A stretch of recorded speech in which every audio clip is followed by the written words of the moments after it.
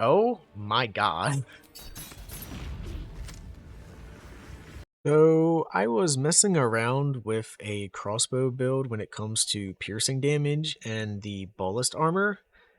And yeah, I found one that works out really well that does a ton of damage.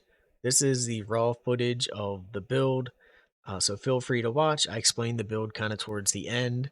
And I am going to try to refine this later on, but I did want to share this because I just thought this was really cool. And my dual wielding build was really fun, so I figured why not try it with dual crossbows? And yeah, it worked out to do some really big damage. If you have any suggestions on how to improve this build, comment down below.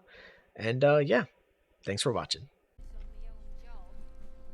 I am currently testing out a build that's 8 fighter, 4 rogue, going with dual actual like hand crossbows. I'm going with sharpshooter all in. I'm going with the archery to get the +2. Of course, I'm using my chest piece still for the extra vulnerability for my piercing damage. So I had my dual wield build that worked out really well for damage, and I was curious if I could do the same thing with ranged weapons.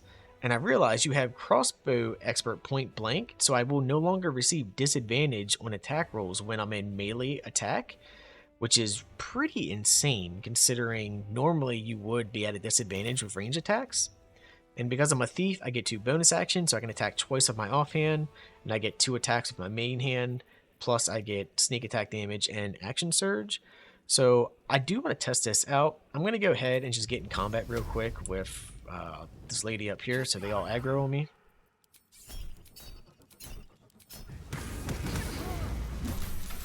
Okay, so now I'm in combat. I'm going to make sure I turn my aura of murder on so I can actually do the extra damage to these guys. So we are going to come up to this gentleman first right here.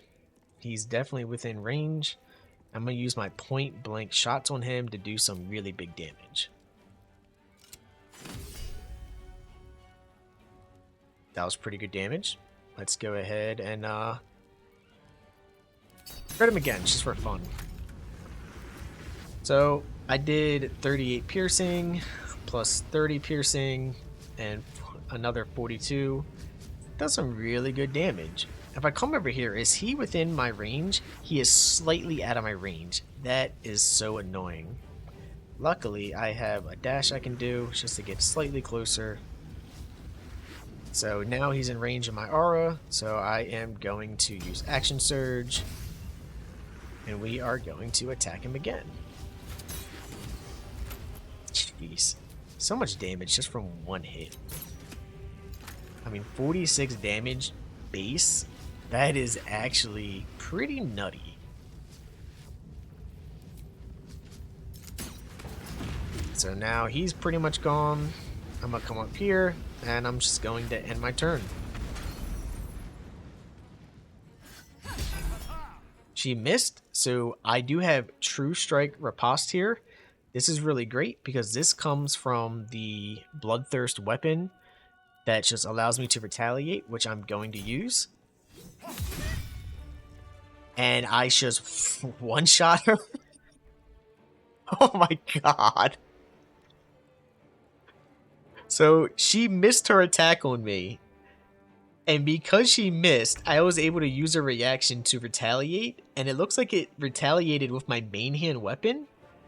So because she comes in range of my piercing damage, she takes damage from my reaction to just straight up do damage to her. So that's 20 piercing plus the 4 necrotic and 2 acidic from my ring.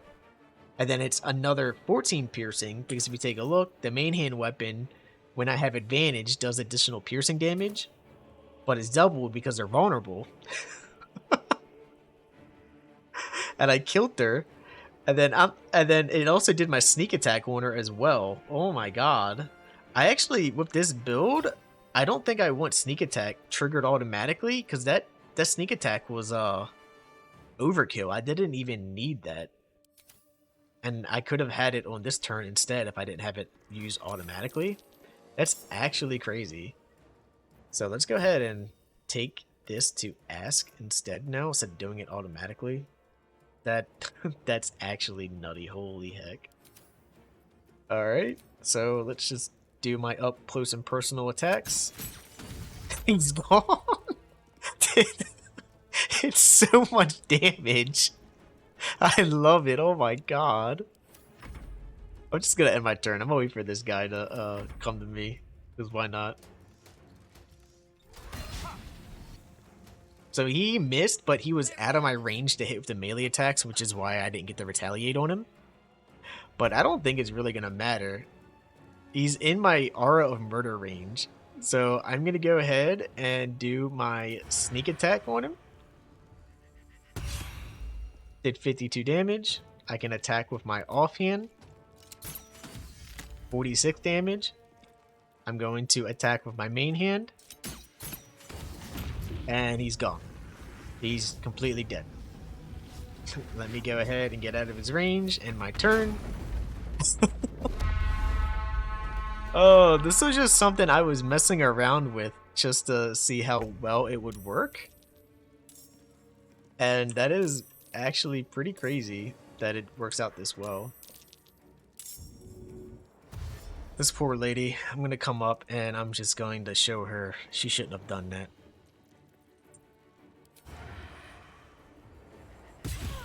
Ah, 60 damage from one attack. If that crits, it's going to do so much more. Like, oh my god. I love it. I actually love it. It's so, so good. And what's funny is Vampire Bite is also considered piercing. So with Asterion, this would do double damage as well. So if you actually upgrade him to Ascended Asterion, his Vampire Bite would be even better. And all these melee attacks would get another D10 of necrotic damage. My god, I love it. Anyway, I was just messing around with a build to see if it worked. And it does. Basically, you go 8 points fighter, 4 points rogue. You want to use your ability modifiers to get your dex to max. Constitution at least 16. Wisdom, I just put in there just to have some extra saving throws. Feats I used were Sharpshooter all in. I used my Crossbow Expert. And everything else was ability improvement.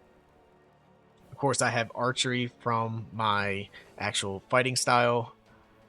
Yeah, wow, that was pretty crazy. I went and improved critical.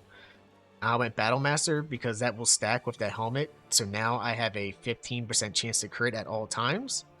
If I wanted to change my gear around, I could, but I kind of like having the 22 AC, so it's not bad.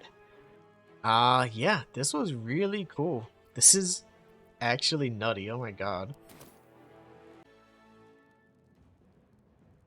And of course, the gear. I mean, I got the evasive shoes, bone spike gloves, ballast armor, cloak of protection, the helm.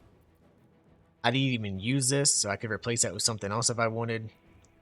Caustic Band and Risky Ring to give myself advantage on all attacks. I'm using the Hellfire Hand Crossbow and the Hand Crossbow +1 since they are considered piercing. So when I'm in melee range, they will do double damage because of my passive from the chest piece for vulnerability. And because of the gloves, all enemies will become vulnerable to my damage. I had no idea that Bloodthirst, when I retaliated, would actually attack with my main hand, which just does insane damage. Oh my god. I am going to make a really, really crazy retaliation build later on using this. I gotta figure it out, but for now, I just wanted to have fun with a dual crossbow build that didn't use the Bard because we all know how powerful that can be, and I'm quite satisfied with this build here.